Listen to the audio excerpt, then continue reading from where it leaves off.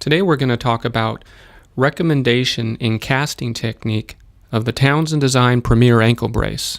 These recommendations and protocol will help ensure an appropriate fitting ankle brace. Townsend Design requires or requests fiberglass casts. Since Townsend Design makes the ankle brace out of pre-impregnated carbon fiber, we have to fill the cast with a 16-pound foam. When using a plaster cast, our parting agent won't allow us to remove the cast at all. So we need fiberglass because that's the only system by which our parting agent will allow us to remove the cast negative. If we get a plaster cast, what we have to do is fill the plaster cast, wrap it with fiberglass, and then refill it with foam. So not only do we lose detail, we lose time. We applied 1/4-inch sticky back felt to appropriate and important bony prominences. The primary purpose of the ankle brace is to control or correct specific ankle and foot instabilities and/or deformities. We do this because some of the bony prominences are not prominent, and indelible marks often migrate during casting. Since the Premier ankle brace specifically addresses frontal plane instabilities with a very small surface area, it makes it especially important that these bony prominences are accurately identified. We place the felt on the navicular, the prominence on the calcaneus, and the base of the 5th metatarsal. Here we're determining the ankle axis ML.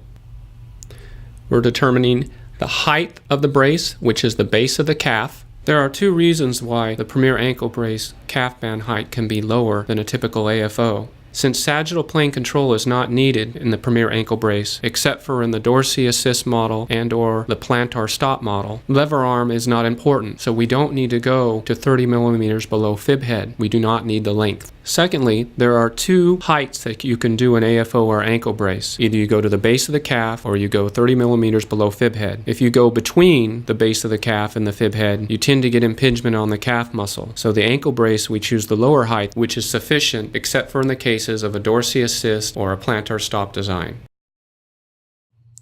We're measuring ankle axis height. Here we're applying the cast sock and the cutting strip tube. This is going to be a posterior calf band brace, so we're putting the cutting strip on the anterior. If this was an anterior tib brace, we would make sure that the cutting strip is off the tibia crest.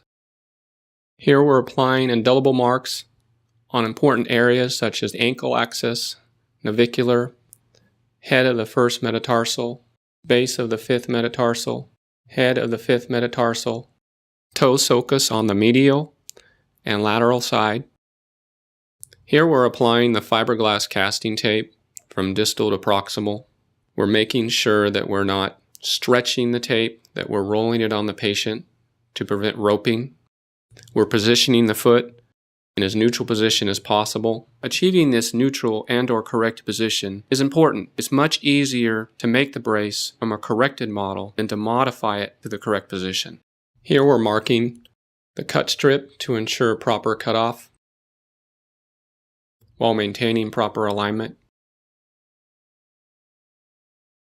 Here we're using our cast saw to remove the cast. Here we're using a cast spreader to assist.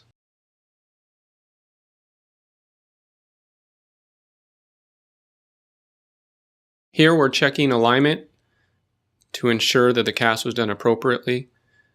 The X's are the areas where we place the 1/4-inch sticky back felt. While your casting technique may differ from this, we have found this technique or protocol has resulted in many positive patient outcomes.